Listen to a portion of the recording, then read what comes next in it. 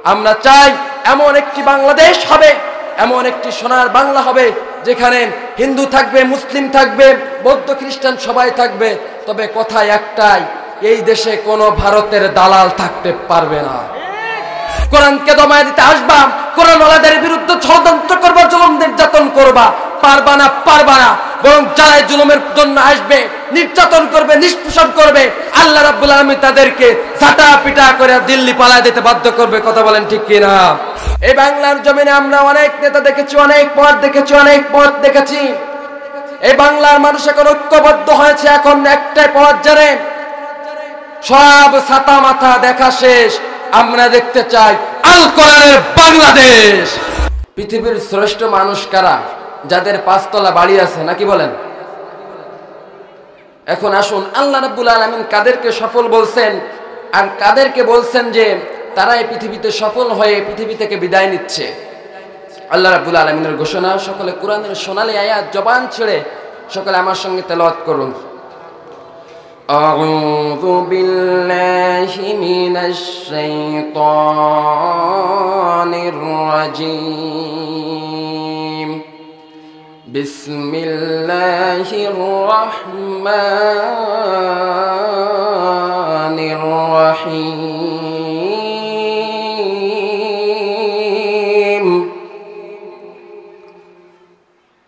قد أفلح المؤمنون الذين هم في صلاتهم خاشعون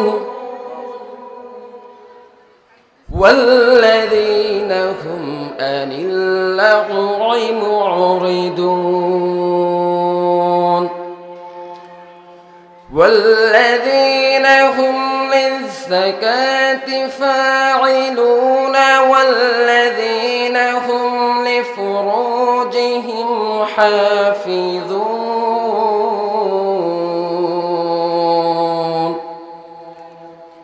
صدقت يا ربنا। আল্লাহ রাব্বুল আলামিন বললেন, দুনিয়ার মানুষ শোনো, ভূমিকা ছাড়াই সরাসরি আলোচনার ভিতরে কোরআন থেকে কথা বলছি, শোনেন। রাব্বুল আলামিন ডাক দিয়ে বললেন, আমার বান্দারা শোনো, পৃথিবীর জমিনে যে মানুষগুলো 5 তলা 10 তলা বিল্ডিং করেছে, লাখো কোটি টাকার মালিক হয়েছে, ওই মানুষগুলো সফল নয়। যার পিছনে হাজার হাজার শত শত নেতা কর্মী ঘুরে, ওই মানুষগুলো সফল নয়।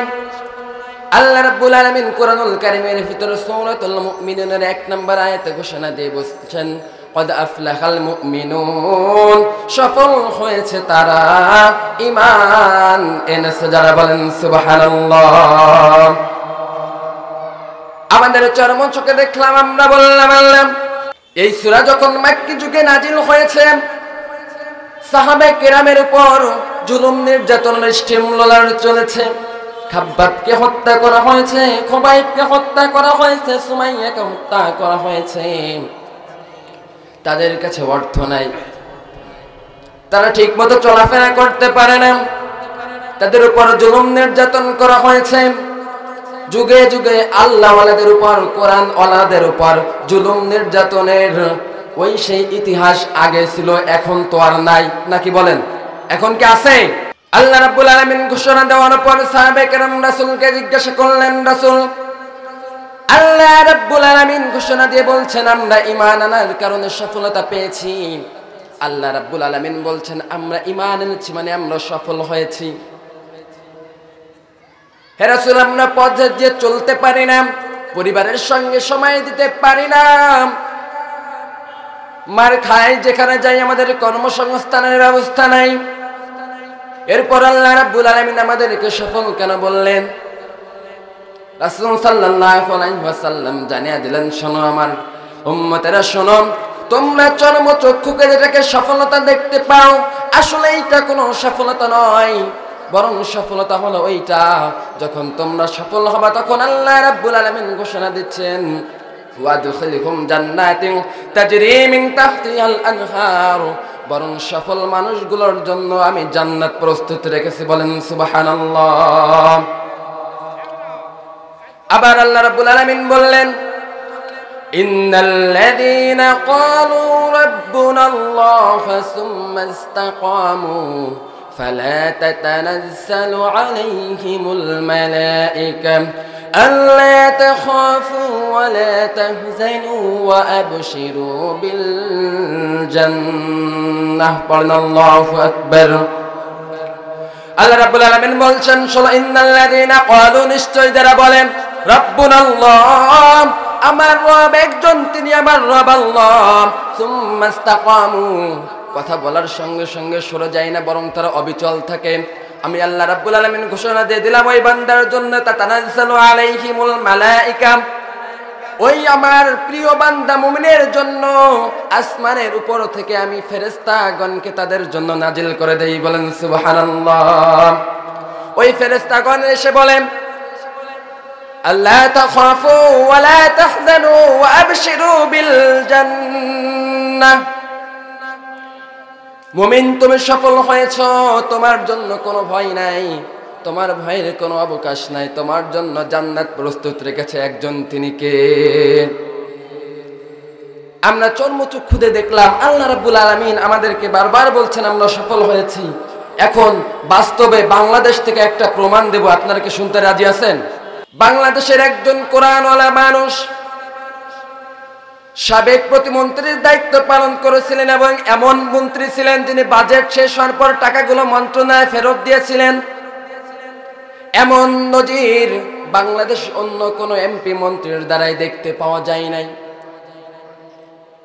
তাকে যখন ফাঁসির রায় দেওয়া হয়ে গেল তার ছেলেরা বর্ণনা করছেন আমার বাবার যখন ফাঁসির রায় হয়েছে 3 ঘন্টা আগে কনস্টেবল যে বলছে স্যার আপনার ফাঁসি হবে 10টায় এখন 7টা বাজে আর মাত্র 3 ঘন্টা বাকি আছে আপনি প্রস্তুতি নেন ওই আল্লাহওয়ালা মানুষটা ডেকে বলছে 3 ঘন্টা সময় আমার দুনিয়ার সফর অনেক সময় বরং তুমি একটা কাজ করতে পারো আমি 2টা ঘন্টা একটু ঘুমায়া নাই আর ফাঁসির 1 ঘন্টা আগে আমাকে জাগিয়ে দিও কি বলছে 2 ঘন্টা আমি ঘুমাই 1 ঘন্টা আমাকে ডেকে দিও 3 ঘন্টা তো অনেক সময় আচ্ছা বলেন তো একটা মানুষ ফাঁসি হবে 3 ঘন্টা পরে নিজের শক্তি দিয়ে মানসিক শক্তি দিয়ে কখনো ঘুমাতে যাওয়া সম্ভব ওই কনস্টেবল ঘোষণা দিয়ে বলছেন হে বাংলার মুসলমান শোনো সে শুধুমাত্র মুখে বলেছে এমনটা নয় যখন আমাকে বলল আমি ফাঁসির সেল থেকে বের হয়ে আসলাম আসার সঙ্গে সঙ্গে দেখি আল্লাহর বান্দা ঘুমাইয়া গেল ঠিক 2 ঘন্টা পর যখন ফাঁসির মুহূর্ত চলে আসছে মাত্র 60টা মিনিট বাকি আছে আল্লাহর বান্দাকে ডাক দিলেন স্যার ওঠেন আপনার ফাঁসির আর 1 ঘন্টা বাকি ডাক দেওয়ার সঙ্গে সঙ্গে আল্লাহর বান্দা উঠে ওযু করে 2 রাকাত নামাজ পড়লেন এরপর ছেলেকে ডাক দিয়ে বললেন আমি কি ফাঁসির মঞ্চে পাজামা পাঞ্জাবি পরে যাব নাকি লুঙ্গি আর পাঞ্জাবি পরে যাব সুবহানাল্লাহ বলবেন না ছেলে বলছে বাবা তুমি লুঙ্গি নাই বরং পাঞ্জাবির সঙ্গে পাজামার টুপি পরে ফাঁসির মঞ্চে যেও নতুন আয়রন করা পাঞ্জাবি নতুন পাজামা পরে মাথায় টুপি দিয়ে কনস্টেবলকে ডেকে বলছে বাবা তুমি আমার সামনে দিয়ে হাঁটো আর ফাঁসির স্থানে যাওয়ার জন্য আমাকে ধরা লাগবে না বাধার কোনো প্রয়োজন নাই ফাঁসির মঞ্চের জায়গাটা আমাকে দেখায় দাও আমি স্বেচ্ছায় তোমার ফাঁসির জায়গায় চলে যাচ্ছি বলেন সুবহানাল্লাহ ওই মানুষটাকে হত্যা করা হয়েছে ফাঁসি দিয়ে শহীদ করা হলো এই আয়াত যখন পড়লাম আল্লাহ রাব্বুল আলামিনের ফেরেশতারা আমার মনে হচ্ছে তার কর্ণ কখন এসে বলছে বান্দা ও আল্লাহর বান্দা শোনো আল্লাহ রাব্বুল আলামিনের পক্ষ থেকে আমরা ফেরেশতারা তোমার কাছে চলে এসেছি তোমার আর কোনো ভয় নাই রে বান্দা তোমার আর কোনো সংশয় নাই তোমার ভয়ের কোনো প্রয়োজন নাই আমরা আল্লাহর ফেরেশতারা বলছে ওয়াদখিলহুম জান্নাতিন তাজরি মিন তাহতিহাল আনহার বরং তোমার রব আল্লাহ তোমার জন্য এমন একটি জান্নাত প্রস্তুত করে রেখেছে যে জান্নাতের তলদেশ দিয়ে নহর মধুর নহর পানির নহর প্রবাহিত হয়ে যাচ্ছে আমার মনে হচ্ছে ওই বান্দা যখন ফাঁসির মঞ্চে যাওয়ার আগে 3 ঘন্টা আগে ফাঁসির আদেশ পেয়েছিল, সঙ্গে সঙ্গে আসমান থেকে একদল ফেরেশতা জেলের ভিতরে গিয়ে তার কানে কানে বলছে, তোমার জন্য কোনো ভয় নাই, তোমার জন্য কোনো সংশয় নাই, তোমার জন্য আল্লাহ রাব্বুল আলামিন জান্নাতের ভিতরে উচ্চ মাকামের জন্য জায়গা করে রেখেছেন। বলেন সুবহানাল্লাহ। এরপর আমরা আসলাম, আমরা বললাম আমাদের কাছে তো শক্তি নাই, তাহলে আমরা কেমনে সফল? আসুন চলে যাই রাসূলের জামানার ঘটনায়। মক্কার ক্রান্তি লগ্ন ইসলামের প্রথম যুগে আল্লাহর হাবিব সাল্লাল্লাহু আলাইহি ওয়াসাল্লাম যখন ইসলামের সুমধুর বাণী প্রচার শুরু করলেন, তখন কুরাইশ নেতৃবৃন্দ চিন্তা করলো মুসলমানদেরকে কোনোভাবে আটকানো যায় না, এ মুসলমান তো কোনোভাবে ভয় পায় না, এখন এদেরকে যদি সাইজ করতে হয় আগে মুহাম্মদ সাল্লাল্লাহু আলাইহি ওয়াসাল্লামকে সাইজ করা লাগবে। এই যে চিন্তা সেই কাজ। ওই জামানার সবথেকে শ্রেষ্ঠ কুস্তিগীর, ওই জামানার সবথেকে শক্তিশালী মানুষ রুকানা সম্পর্কে রাসূল সাল্লাল্লাহু আলাইহি ওয়াসাল্লামের চাচা, তাকে ডেকে আনা হলো, বলা হলো তোমাকে মুহাম্মাদের বিরুদ্ধে লড়াই করতে হবে। রুকানা এমন একজন লোক ছিল, এমন একজন কুস্তিগীর, মক্কার সমস্ত কুস্তিগীর তাকে দেখলেই ভয় পাইতো, কখনো কেউ তাকে হারাইতে পারে নাই। রুকানা রাসূল সাল্লাল্লাহু আলাইহি ওয়াসাল্লামকে তুচ্ছ তাচ্ছিল্য করে বলল, তোমরা কি এমন একজন মানুষের সঙ্গে আমাকে ফাইট করার জন্য বলছো, এমন একজন মানুষের সঙ্গে কুস্তি লড়ার জন্য বলছো যে মুহাম্মাদের সঙ্গে যদি আমি কুস্তি লড়তে যাই আমার মান সম্মানই থাকবে না?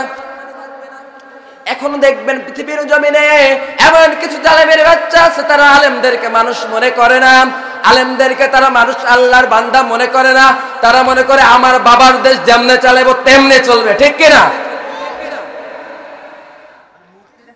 রুকানা যখন চিন্তা করলো আমাকে এমন একজন মানুষের সঙ্গে কুস্তি লড়তে বলো, এই মুহাম্মাদকে তো আমি বাম হাত দিয়ে ধরে চেলে দেবো, সুতরাং এই মুহাম্মাদের সঙ্গে আমি আর কুস্তি লড়তে পারবো না। ইহুদি খ্রিস্টান তারা চিন্তা করলাম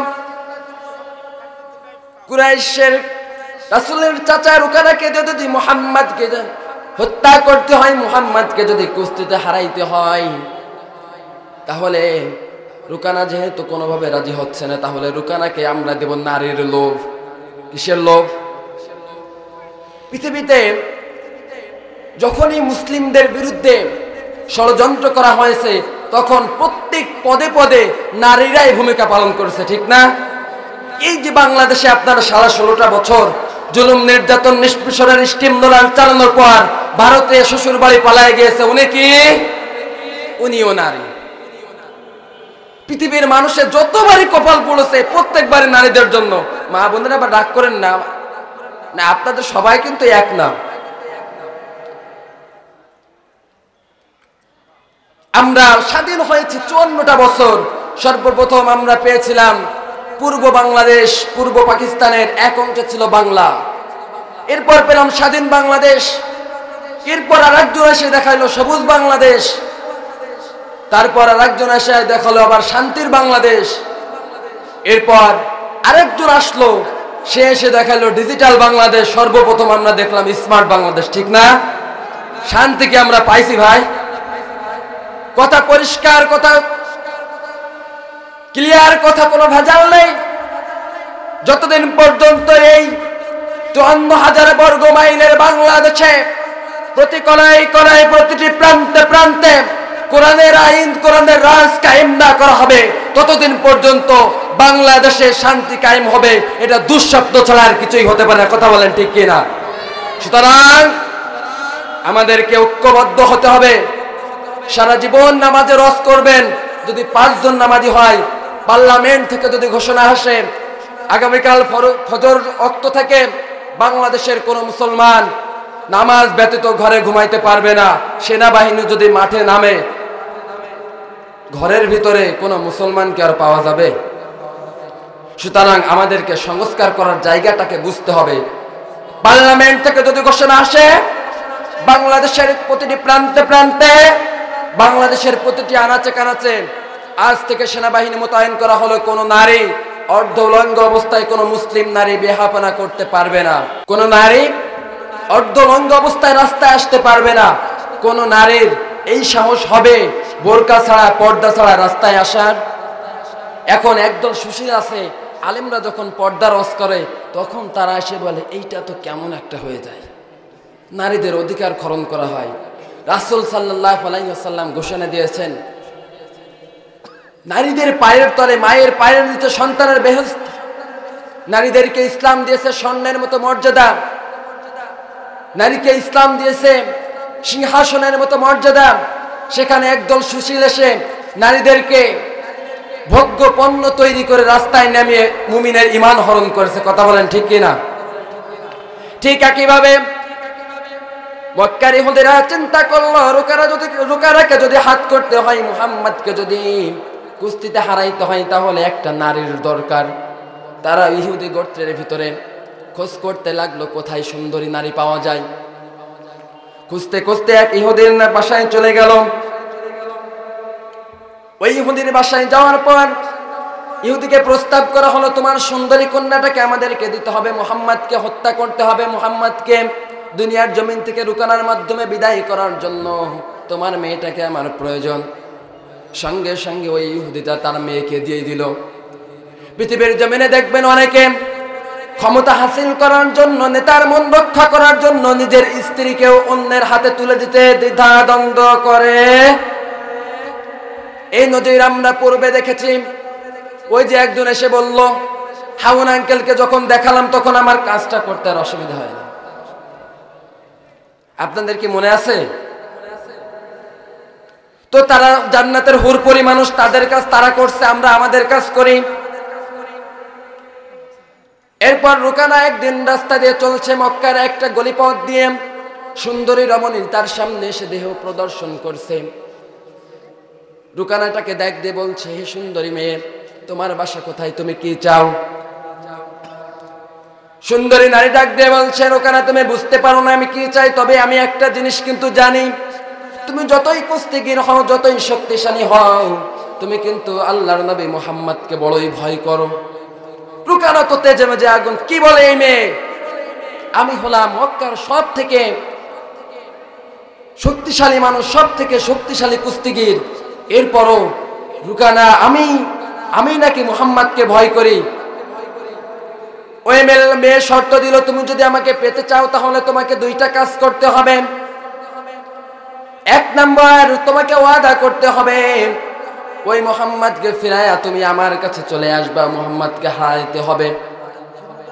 দুই নাম্বার হচ্ছে এমন ভাবে মুহাম্মদকে হারাইতে হবে, মুহাম্মদ যেন সারা জীবন আর ইসলামের প্রচার প্রসার না করতে পারে। বলেন নাউজুবিল্লাহ।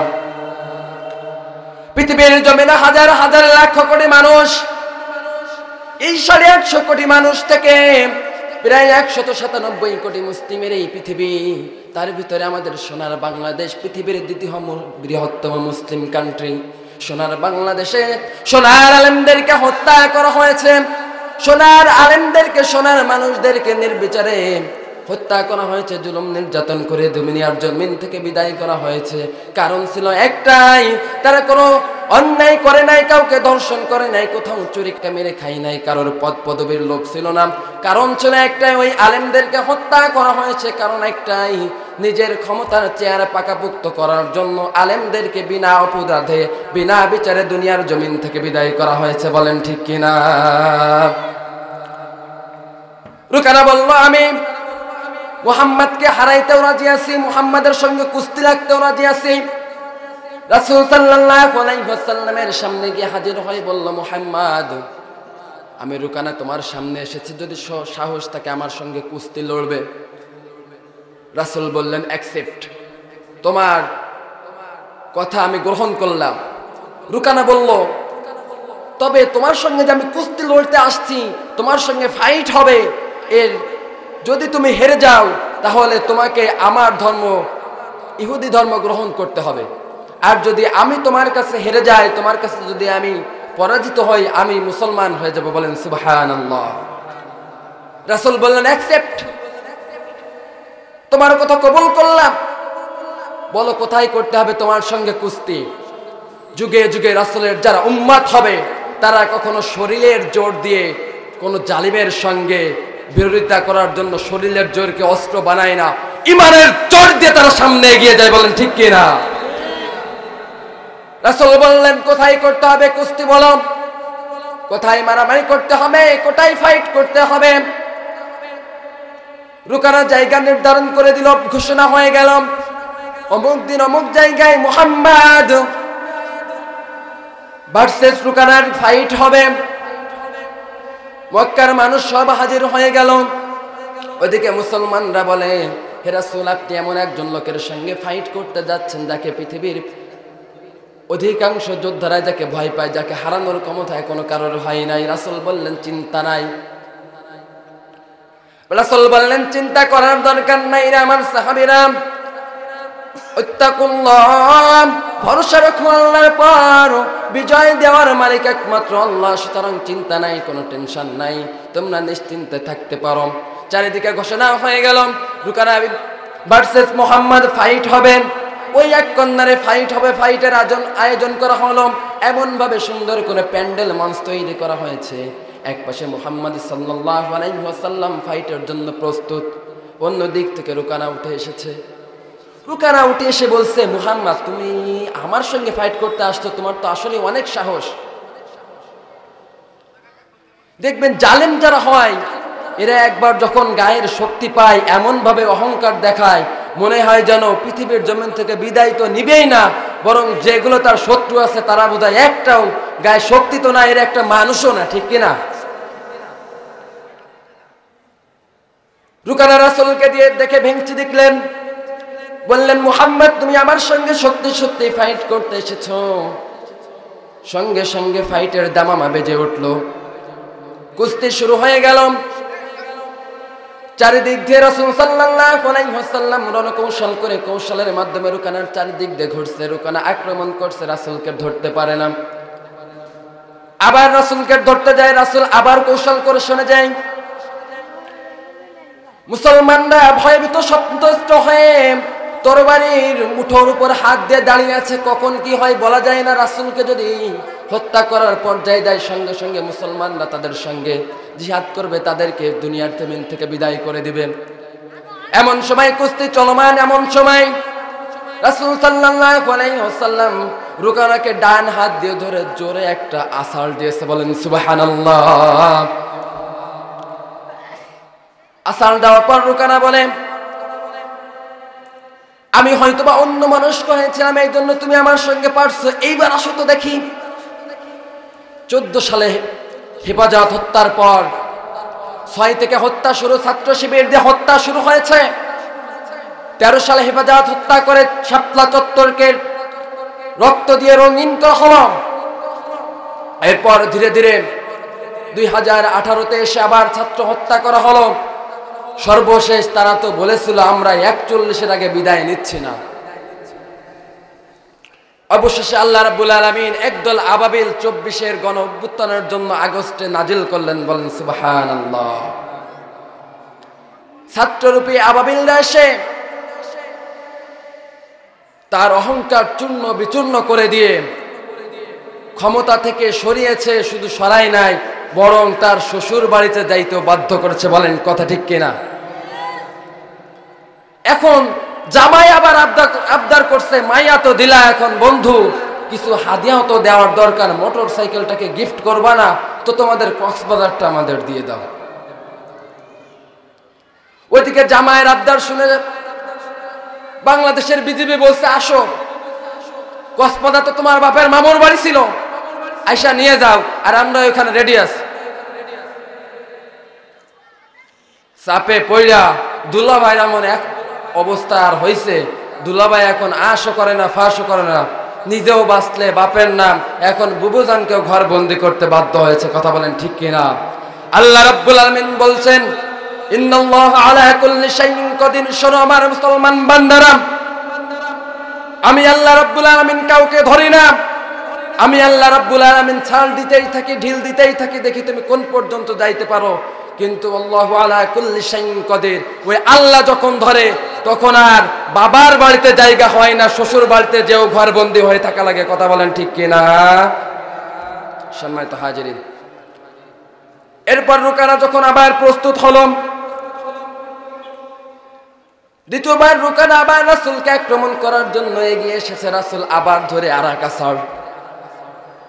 রুকানা বলে, এইবার আমি একটু অন্যদিকে তাকাইছিলাম, এই জন্য পারছো, এইবার আসো তো দেখি। আবার শুরু হয়ে গেল। রাসূল মুহাম্মদ সাল্লাল্লাহু আলাইহি ওয়াসাল্লামকে আক্রমণ করার জন্য রুকানা চারপাশ দিয়ে ঘুরতে আছে। এমন সময় রাসূল তৃতীয়বারের মতন মাথার উপর ধরে দূরে ছেড়ে দিয়েছে। সুবহানাল্লাহ বলবেন না? এমন বীর রুকানা ছিল, ছেলে দেওয়া তো দূরে থাক, আসাল দেওয়া তো দূরে থাক, এই রুকানাকে চিৎ করে শোয়ানোর মতো ক্ষমতা কোনো কুস্তিগিরের হয়নি। সঙ্গে সঙ্গে রাসূল বললেন, হে চাচা রুকানা, আপনার শর্ত অনুযায়ী আপনি হেরে গিয়েছেন, আপনি আর উঠতে পারেন না। ভারী দেহর কারণে রুকানা আর উঠে দাঁড়াতে পারে না। রাসূল সাল্লাল্লাহু আলাইহি ওয়াসাল্লাম বললেন, চাচা আপনার শর্ত অনুযায়ী আপনি আমার ধর্ম ইসলাম গ্রহণ করুন। বলেন সুবহানাল্লাহ। কিন্তু কাফের মুনাফিকরা যুগে যুগে তাদের চরিত্র উপস্থাপন করেছে। মুনাফিকরা কথা দিয়ে কখনো কথা রাখে না। এর প্রমাণ হচ্ছে ওই কাফের জাহেলিয়া যুগের রুকানা। এখনো দেখবেন কিছু কিছু রুকানার উত্তর সেরে বাংলার জমিন থেকে বিদায় নিয়েছে, যারা ক্ষমতার যাওয়ার আগে বলেছিল আমরা মদিনার সনদ দিয়ে দেশ পরিচালনা করব, আলেমদেরকে সর্বোচ্চ জায়গায় অবস্থান নিয়ে দেব, দেশটাকে সোনার বাংলায় গড়ে তুলব, বাংলাদেশের প্রত্যেকটা মানুষকে 10 টাকা কেজিতে চাল খাওয়াবো। তবে তারা চালিয়েছে ঠিকই, মদিনার সনদে দেশ আর চলে নাই, চলেছে মোদির সনদে। কথা বলেন ঠিক কিনা? 10 টাকা চাল ঠিকই পেয়েছে, তবে তাদের নেতা কর্মী না। আপনারা তো দেখেন নাই নাকি বলেন? 10 টাকা উনি কিন্তু ওনাদের ওয়াদা ঠিকই রক্ষা করেছেন, আপনারা এখান থেকে তার কোনো দোষ দিতে পারেন না। ও বলেছিল 10 টাকা কেজিতে চাল খাওয়াবো, আপনাদেরকে বলছে কোনোদিন? বলতে সব ওনার নেতা কর্মীর সামনে, আর ওনার নেতা কর্মীকে উনি 10 টাকা না ফ্রিতেও অনেক বস্তা চালই খাওয়াইছেন। আপনারা জানেন না? জানেন না? রুকানার সঙ্গে সঙ্গে মাঠ ত্যাগ করলো, বললাম ইসলাম গ্রহণ করব না। ঠিক ওই রুকানার একদল উত্তরসূরি ক্ষমতায় আসার লোভে, এই চেয়ারের লোভে ওয়াদা করেছিল আলেমদের উপর জুলুম নির্যাতন নিষ্পেষণ হবে না, সোনার বাংলা গড়ে তুলব, সাধারণ মানুষকে আর জুলুম করব না। তারাও ক্ষমতায় আসার পর আলেমদের উপর জুলুম নির্যাতন নিষ্পেষণ করেছে। তারাও নিজেদেরকে মুনাফিক হিসেবে কাফের চরিত্রবান তারা প্রমাণ করে গিয়েছে। এরপর আল্লাহ রাব্বুল আলামিন অন্য আয়াতে বলছেন, এই মুমিনরা সফল হয়েছে। রাসূলের গায়ে এত শক্তি ছিল না রুকানাকে হারানোর মতন, কিন্তু শুধুমাত্র ইমানের শক্তির জোরে, ইমানের বলে বলিয়ান হওয়ার জন্য আমি আল্লাহ রাব্বুল আলামিন রাসূলকে ইমানদার হওয়ার জন্য ইমানের জোরে তাকে সফল করে আমি ঘরে পৌঁছায় দিয়েছি। বলেন সুবহানাল্লাহ। আমার প্রিয় ভাইরা, এরপরে মুমিনের 2 নাম্বার চরিত্র হচ্ছে, মুমিন সফল হবে তখন, ঐক্যবদ্ধ হবে যখন। আল্লাহ রাব্বুল আলামিন ঘোষণা দিচ্ছেন, ওয়াতাসিমু বিহাবলিল্লাহি জামিআন ওয়া লা তাফাররাকু। পড়েন আল্লাহু আকবার। আল্লাহ রাব্বুল আলামিন ঘোষণা দিচ্ছেন, আমার মুমিন বান্দার শোনো, তোমরা কখনো ঐক্যবদ্ধ জায়গা থেকে ফিরে যাবে না। রাসূল বললেন, গোটা মুসলিম উম্মাহ এমন থাকবে, একটি দেহর এক কর্নারে আঘাত করলে যেমন পুরো দেহ তার আঘাতের অনুভূতিটা পায়, ওই ফিলিস্তিনে আমার ভাইকে যখন আঘাত করা হলো, আমার বাংলাদেশের মানুষ, আমার বাংলাদেশের মুমিন তখন বুঝতে পারবে আমার এক ভাইকে আঘাত করা হয়েছে। তখন বাংলার মানুষ আর ঘরে বসে থাকবে না, ফিলিস্তিনে মুসলমানকে রক্ষা করার জন্য সামনে এগিয়ে আসবে। একদিকে কাশ্মীরে যখন আমার ভাইকে হত্যা করা হবে, জুলুম করা হবে, বাবরি মসজিদ যেমন ভেঙে দিয়েছে, এমন ভাবে যখন মুসলমানের অস্তিত্ব বিলীন করা হবে, তখন মুসলমানের ঘরে ফিরে আসবে না। সঙ্গে সঙ্গে মুসলমান প্রতিবাদ করার জন্য তারা জালিমের সামনে ইমানের বলে বলিয়ান হয়ে দাঁড়িয়ে যাবে। বলেন ঠিক কিনা?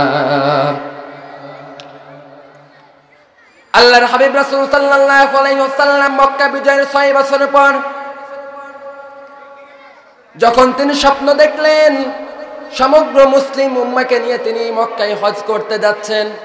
রাসূল সাল্লাল্লাহু আলাইহি ওয়াসাল্লামের স্বপ্ন শুধুমাত্র স্বপ্ন নয়, রাসূল সাল্লাল্লাহু আলাইহি ওয়াসাল্লামের স্বপ্ন নবুয়তের অর্ধেক ছিল। যার কারণে রাসূল সাল্লাল্লাহু আলাইহি ওয়াসাল্লাম সাহাবাদেরকে ঘোষণা দিলেন, এই মদিনার সাহাবেরা, আনসার, মুহাজির সবাই এক হয়ে যাও, আগামীতে আমরা মক্কায় উদ্দেশ্য রওনা হব, কাবা জিয়ারত করে আবার মদিনায় ফেরত আসব। এমন সময় মদিনার সকল মুসলমানদেরকে নিয়ে রাসূল সাল্লাল্লাহু আলাইহি ওয়াসাল্লাম মক্কার উদ্দেশ্যে রওনা করেছেন। মক্কা থেকে মাত্র 70, কেউ বলছেন 100 কিলোমিটার দূরে হুদায়বিয়া নামক স্থানে রাসূল তার কাফেলা নিয়ে যখন মুসলিমদেরকে নিয়ে অবস্থান করছেন, তখন মক্কার কুরাইশ কাফেররা রাসূলকে বাধা দেওয়ার জন্য একটা অশ্বরোহী বাহিনী রাসূলকে বাধা দেওয়ার জন্য সশস্ত্রভাবে পাঠিয়ে দিয়েছে। রাসূল সাল্লাল্লাহু আলাইহি ওয়াসাল্লাম উসমান ইবনে আফফান রাদিয়াল্লাহু তাআলা আনহুকে দূত প্রেরণ করে মক্কার কুরাইশদেরকে জানিয়ে দিলেন যে আমরা কোনো মারামারি করার জন্য আসি নাই, কোনো ঝগড়া বিবাদ করার জন্য আসি নাই। হযরত উসমান রাদিয়াল্লাহু তাআলা আনহু যখন এই খবর নিয়ে মক্কার ভিতরে প্রবেশ করেছেন, একদল কাফের, একদল মুনাফিকের বাচ্চারা খবর লটাই দিয়েছে, কুতিলা উসমান, উসমানকে হত্যা করা হয়েছে। রাসূল সাল্লাল্লাহু আলাইহি ওয়াসাল্লাম যখন এই খবর পেয়েছেন, তিনি আর বসে থাকেননি। সাহাবায়ে কেরামদেরকে বললেন, তোমরা এই খিদামের কাপড়, সাদা কাপড় খুলে ফেলো, যুদ্ধের জন্য প্রস্তুতি নাও, যুদ্ধের নিজের গায়ে লাগাও, তরবারিটাকে ধারালো করো, বর্ষাওয়ালা যারা আসো বর্ষাটাকে প্রস্তুত করো। যারা আমার ভাই ওসমানকে হত্যা করেছে, আমার ভাই ওসমানকে যারা নিরপরাধ ভাবে হত্যার ষড়যন্ত্র করেছে, তাদের হত্যা করার জন্য আমার হাতের উপর হাত রাখো। রাসূল সাল্লাল্লাহু আলাইহি ওয়াসাল্লামের 600 সাহাবী রাসূলের হাতের উপর হাত দেওয়ার পর এরপর রাসূল সাল্লাল্লাহু আলাইহি ওয়াসাল্লাম নিজের বাম হাতটাও তার হাতের উপরে দিয়েছেন। সাহাবায়ে কেরাম জিজ্ঞাসা করলেন, রাসূল আমাদেরকে একটা দিতে বললে আপনি দুইটা দিলেন কেন? রাসূল বললেন, আমার বাম হাতটা হচ্ছে আমার উসমানের হাত, যে হাতকে তারা হত্যা করেছে, ওই হাতের বিচার না হওয়া পর্যন্ত একজন মুমিন আমরা জীবিত থাকতে মদিনায় ফিরে যাব না। বলেন সুবহানাল্লাহ। আমার বাংলার ভাইরা, রাসূল শিখালেন, শোনো, তোমাদের জন্য ক্ষমা করা মহাদ্দুন তোমাদের সামনে প্রকাশ করা হয়েছে, তার মানে এই নয় তোমরা ক্ষমা করতেই থাকবে। রাসূলের ওই আদর্শকে মেনে নিয়ে যদি আমরা, আল্লামা সাঈদীকে যখন গ্রেফতার করা হয়েছিল দীর্ঘ 14টি বছর আগে, ওই 14 বছর আগে বাংলার এক প্রান্তের চট্টগ্রাম, সিলেটের মুসলমানরা যেমন ঐক্যবদ্ধ হয়েছিল, ওই মিছিলে যখন আমার ভাইদেরকে 150 থেকে 200 ভাইকে শহীদ করা হয়েছিল পুলিশের গুলিতে, কথা বলেন ঠিক কিনা? ওই সময় যদি আমি আপনি রাসূল সাল্লাল্লাহু আলাইহি ওয়াসাল্লামের হুদায়বিয়ার ইতিহাস, রাসূল সাল্লাল্লাহু আলাইহি ওয়াসাল্লামের আদর্শ এক হয়ে যদি মাঠে নামতাম, তাহলে আমাদেরকে আর আমাদের কোরআনের পাখিকে জেলে যাওয়া লাগতো না, অসংখ্য আলেম ওলামাদেরকে জেলে যাওয়া লাগতো না, মৃত্যুবরণ করা লাগতো না, ফাঁসির কাস্টে ঝুলানো লাগতো না।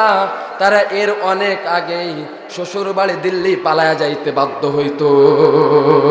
রাসূল সাল্লাল্লাহু আলাইহি ওয়াসাল্লাম ঘোষণা করলেন, একজন মুসলমান জীবিত থাকা অবস্থায় আমরা মদিনায় ফিরে যাব না যতক্ষণ উসমানের হত্যার প্রতিশোধ না নিল। এখন মক্কার কুরাইশরা চিন্তা করলো, মুসলমানরা যে খেপছে, আর এরা যে জিনিস, এরা তো ধরলে না, ধরলে আর ছাড়ে না। তো এই মুসলমানদের সঙ্গে বেশি ঝামেলা করে লাভ নাই, তো এদের সঙ্গে একটা চুক্তি করা যাক। চুক্তিটা হচ্ছে, এই মুসলমানরা এই বছর আর উমরা করতে পারবে না, সামনের বছর উমরায় আসবে এবং তারা তাদের সকল অস্ত্র শস্ত্র রেখে আসবে, শুধুমাত্র আত্মরক্ষার জন্য একটা তরবারির সঙ্গে নিয়ে আসতে পারবে, এবং ওসমান রাদিয়াল্লাহু তাআলা আনহুকে সশরীরে সসম্মানে তার জায়গায় ফিরিয়ে দিয়েছে। বলেন সুবহানাল্লাহ। আমার প্রিয় ভাইয়েরা শোনেন, সরাসরি আপনাদেরকে একটা কথা বলি, এই বাংলার জমিনে আমরা অনেক নেতা দেখেছি, অনেক পথ দেখেছি, অনেক পথ দেখেছি। এই বাংলার মানুষ এখন ঐক্যবদ্ধ হয়েছে, এখন একটাই পথ জানে, সব ছাতা মাথা দেখা শেষ, আমরা দেখতে চাই আল কোরআনের বাংলাদেশ। শুধুমাত্র আল কোরআনের শাসন দিয়ে আমরা আমাদের দেশটাকে সুন্দরভাবে সাজাইতে চাই। কথা বলেন, রাজি আছেন তো? এরপর মুমিনের চরিত্র, আল্লাযীনা হুম ফী সালাতিহিম খাশিউন, মুমিন যখন নামাজে দাঁড়াবে মনোযোগী হয়ে দাঁড়াবে। মুমিন নামাজে দাঁড়ানোর সময় কোনো দিকে তার মনোযোগকে আকৃষ্ট করবে না। মুমিন জামাতে দাঁড়ানোর পর শুধুমাত্র আল্লাহ রাব্বুল আলামিনের কাছে একজন গোলাম যেমন ভাবে তার মনিবের সামনে মাথা নিচু করে দাঁড়াইয়া যায়, একজন মুমিন নামাজে দাঁড়ানোর সঙ্গে সঙ্গে একইভাবে আল্লাহ রাব্বুল আলামিনের কাছে মাথা নত করে দেবে। বলুন সুবহানাল্লাহ। এরপর আল্লাহ রাব্বুল আলামিন বলছেন ওয়াল্লাযীনা হুম লিযাকাতি ফাঈলুন, আমার মুমিন বান্দা যারা হবে তারা তাদের সম্পদকে আকৃষ্ট করে রাখবে না। আমার মুমিন বান্দা যারা হবে তারা তাদের সময়কে, তারা তাদের সম্পদ পাওয়ার পর তারা বকিল হবে না, তারা কৃপণ হবে না, বরং আমার সম্পদ যখন তারা ভোগ করবে তারা আল্লাহ রাব্বুল আলামিনের রাস্তায় কুরবানির নজরানা পেশ করে তারা যাকাত প্রদান করবে। বলেন সুবহানাল্লাহ। তারা যাকাত দিবে, আল্লাহর রাস্তায় ব্যয় করবে, জিহাদান ফি সাবিলিল্লাহ, আল্লাহর রাস্তায় যখন প্রয়োজন হবে তারা তাদের অর্থ দিবে, যখন প্রয়োজন হবে সময় দান করবে, যখন প্রয়োজন হয়, যদি কখনো এমন প্রয়োজন হয় ওই জিহাদের ময়দানটাকে সুন্দর করে সাজানোর জন্য, ইসলামী হুকুমত কায়েম হওয়ার জন্য শরীরের রক্ত প্রয়োজন, সঙ্গে সঙ্গে আমার মুমিন বান্দারা আর ঘরে বসে থাকবে না। ওই মুমিন বান্দারা ঘরের থেকে খালিদ ইবনে ওয়ালিদের মতো বের হয়ে আসবে। তারা জীবনের মায়া ত্যাগ করে সকল কিছু ছেড়ে দেয় ইসলামী আন্দোলনের মাধ্যমে দুনিয়ার জমিনে আল্লাহ রাব্বুল আলামিনের রাজ আল কোরআনের শাসন কায়েম করার জন্য নিজের জীবনের শেষ রক্ত বিন্দু পর্যন্ত দিতেও পিছু হটবে না। বলেন ঠিক কিনা?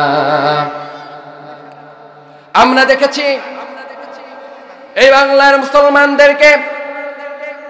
মুসলমানদের কলিজা আলেমদেরকে যখন জুলুম নির্যাতন করা হয়েছে, তাদেরকে শর্ত দেওয়া হয়েছে, আপনি যদি ইসলামী আন্দোলন ছেড়ে দেন, ইসলামের জন্য যদি মাথা নত না করে আমাদের একজন মানুষের কাছে মাথা নত করেন, আপনাকে আমরা বাংলার রাষ্ট্র ক্ষমতার একটা সুন্দর চেয়ার দেব এবং আপনাকে বাংলাদেশের সব থেকে সম্মানী ব্যক্তি হিসেবে আমরা গণ্য করব। আল্লামা সাঈদ রাহিমাহুল্লাহ বলেছিলেন, যেদিন আমার সামনে এই কথা এসেছিল আমি তাদেরকে উদ্যত হবার গলা ছেড়ে দিয়ে বলেছিলাম, শোনো বাংলাদেশের মানুষ, আমি আল্লামা সাঈদীকে শুধুমাত্র বাংলাদেশ নয় বরং সারা পৃথিবী যদি আমার সাঈদীর পায়ের তলে এনে দাও, এরপরও বাংলাদেশে আমার হকের কথা বন্ধ হবে না, হবে না, হবে না। আজ বাংলাদেশ তাকিয়ে আছে একটা সাঈদীর দিকে, একটা ওমরের দিকে। পৃথিবীর ইতিহাস বদলানোর জন্য হাজার হাজার ওমরের প্রয়োজন নেই, একটা ওমর যদি বুকের তাদের রক্ত ঢেলে দেওয়ার জন্য, একটা ওমর যদি জীবন দেওয়ার জন্য, আল্লাহর হুকুমত কায়েম করার জন্য বাংলার জমিনে দাঁড়িয়ে যাই, আল্লাহর কসম করে বলি এই বাংলার জমিনে আল্লাহর হুকুমত কায়েম হইতে আর বেশি দেরি হবে না ইনশাআল্লাহ। শুধুমাত্র একটা ওমরের প্রয়োজন, আমরা সেই ওমরের সঙ্গে থেকে জীবন দিব, রক্ত দেব। আল্লাহ রাব্বুল আলামিনের দেখো জীবন মহৎ পথ, আল্লাহ রাব্বুল আলামিনের জীবন দলের জন্য জীবন দেব, রক্ত দেব, এরপর পিছু হাঁটবো না। কে কে রাজি আছে? এমন দুই হাত তুলে আল্লাহ রাব্বুল আলামিনকে দেখাই। আল্লাহ রাব্বুল আলামিন আমাদেরকে দুনিয়াতে সব থেকে দামি মানুষ হিসেবে করেছেন। এখন এই তুচ্ছ জীবনের বিনিময়ে আমরা যদি বিরাট জান্নাত হারায় ফেলি, তাহলে আমাদের থেকে হতভাগা আর কেউ থাকতে পারে? কথা বলেন, থাকতে পারে? শপথ করতে হবে, শপথ করতে হবে, আল্লাহ যে জীবন আমাকে দান করেছো, এই জীবন আমার সমান একটা জীবন কুকুরেরও আছে, আমার মতো একটা জীবন হাতিরও আছে, আমার সমান একটা জীবন শুকরেরও আছে। কিন্তু আল্লাহ রাব্বুল আলামিন দুনিয়ার জমিন থেকে যখন বিদায় করবা, আমাকে কুকুর শুকরের মতো লাঞ্ছিত করে বিদায় করো না, বরং জিহাদান ফি সাবিলিল্লাহর সঙ্গে আমাকে শরীক করে ওই দলের পথে আমাকে টেনে নিয়ে জান্নাতের উচ্চ মাকামের মালিক করে আমাকে পৃথিবীর জমিন থেকে বিদায় করে নিন। বলেন আমিন। আল্লাহ রাব্বুল আলামিন আমাদেরকে যেন ইমানদার হয়ে যেমন ভাবে পৃথিবীর জমিনে আমরা আগমন করেছি, ঠিক একইভাবে যেন আমরা বিদায় নিতে পারি। আল্লাহ রাব্বুল আলামিন আমাদেরকে যেন তৌফিক দান করেন। এই বাংলার জমিনে আমরা বারবার দেখেছি বর্বরতা, বারবার দেখেছি জুলুম, নির্যাতন, নিষ্পেষণ। আমাদের ভাইদেরকে ঘরে ঘুমাইতে দেওয়া হয় নাই, আমার ভাইকে ঘর থেকে বের করে নিয়ে যাওয়া হয়েছে। যে আল্লাহর জন্য ঘর থেকে বের করে নিয়ে যাওয়া হয়েছে, ওই আল্লাহর জন্য আমরা জীবন দিতে প্রস্তুত আছি তো ইনশাআল্লাহ? যদি রক্তের প্রয়োজন হয় রক্ত দিব তো ইনশাআল্লাহ? ফাঁসির সামনে দাঁড়ায় বলতে পারবেন আমি আল্লাহ ছাড়া কারোর আইন মানি না? বুলেটের সামনে দাঁড়ায় বলতে পারবেন তো আল্লাহ ছাড়া কাউকে মানি না? নাকি শুধুমাত্র মঞ্চের থেকে প্যান্ডেলের ভিতরে বলবো আল্লাহ ছাড়ার কারোর আইন মানি না, ওইদিকে আজ লেনিন কার্ল মার্কস মাও থেকে আদর্শে মেয়ে বামপন্থী দলের সঙ্গে নিজেদেরকে ঐক্যবদ্ধ করে ইসলামী আন্দোলন থেকে যদি দূরে সরে যায়, আল্লাহ রাব্বুল আলামিনের বানানো জাহান্নামের আগুন আমাদের জন্য অপেক্ষা করছে। কথা বলেন ঠিক কিনা? সম্মানিত হাজিরিন, আমাদের আজ থেকে শপথ গ্রহণ করুন। আপনাদের সন্তান হয়ে আপনাদেরকে আহ্বান করছি, আপনাদেরকে সাবধান করছি। এই পৃথিবীতে আমার আপনার মতো অসংখ্য মানুষ চলে যায়, কেউ মনে রাখে না, কিন্তু একটা সাইদ যখন চলে যায় সারা পৃথিবী কেঁদে ওঠে। একটা গোলাম আজম যখন মৃত্যুবরণ করে সারা বাংলার আনাচে কানাচে ছোট্ট ছোট্ট শিশুরা কাঁদতে থাকে। আল্লাহ রাব্বুল আলামিনের ওই ঘোষণা, মুমিন যখন পৃথিবীর জমিন থেকে বিদায় নেয় তারা মৃত্যুবরণ করে না, তারা শুধুমাত্র তাদের জায়গাটা পরিবর্তন করে, বরং আল্লাহ রাব্বুল আলামিন জান্নাতের মেহমান করার জন্য তাদেরকে দুনিয়া জমিন থেকে উঠায় নেন। বলেন সুবহানাল্লাহ। আমরা যুগে যুগে যে বর্বরতা দেখেছি, আমরা যুগে যুগে যে নিষ্পেষণ দেখেছি, জুলুম নির্যাতন দেখেছি, আমরা এই জুলুম নির্যাতন আর দেখতে চাই না। আমরা দেখতে চাই যে বাংলাদেশ 1971-এ মুসলিমের জীবনের বিনিময়ে রক্তের বিনিময়ে স্বাধীন করা হয়েছিল, ওই বাংলাদেশে মুসলিমরা স্বাধীনভাবে তার কোরআনের আইন মেনে চলবে। যে বাংলাদেশে 24শে গণ অভ্যুত্থানের পরে সকল স্বৈরাচার মুক্ত করা হয়েছে, নতুন কোন স্বৈরাচার আসার আগে আমরা ঐক্যবদ্ধ হয়ে পার্লামেন্ট পর্যন্ত কোরআনের আইনকে পৌঁছায় দিতে চাই। যে বাংলাদেশে আমার আপনার মতন মানুষকে শুধুমাত্র কোরআনওয়ালা হওয়ার কারণে আমাদের রাহবারদেরকে হত্যা করা হয়েছে, জুলুম নির্যাতন নিষ্পেষণ করে পৃথিবীর জমিন থেকে বিদায় করা হয়েছে, আমরা চাই না আবারও কোনো জালিম এসে আমাদের আলেমদেরকে হত্যা করুক। আমরা চাই না আবারও কোনো জালিম এসে আমার নিরস্ত্র ছাত্র ভাইদের উপর জুলুম করে 1 সহস্রাধিক ছাত্রকে হত্যা করুক। আমরা চাই এমন একটি বাংলাদেশ হবে, এমন একটি সোনার বাংলা হবে যেখানে হিন্দু থাকবে, মুসলিম থাকবে, বৌদ্ধ খ্রিস্টান সবাই থাকবে। তবে কথা একটাই, এই দেশে কোনো ভারতের দালাল থাকতে পারবে না।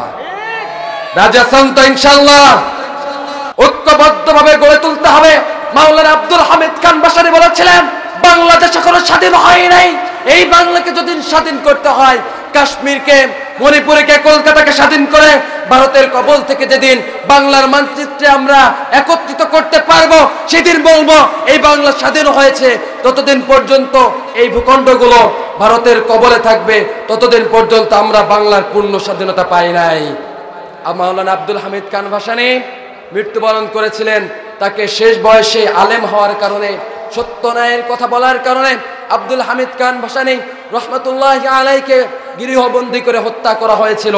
তাকে শেষবারে খাওয়ার জন্য খাবার পর্যন্ত দেওয়া হয় নাই। এরপর ইতিহাস বিকৃত করে বাংলার মুসলমানের আনাচে কানাচে পৌঁছে দেওয়া হয়েছে। আব্দুল হামিদ খান ভাসানী নিজের স্বেচ্ছায় গৃহ ত্যাগ করেছিলেন।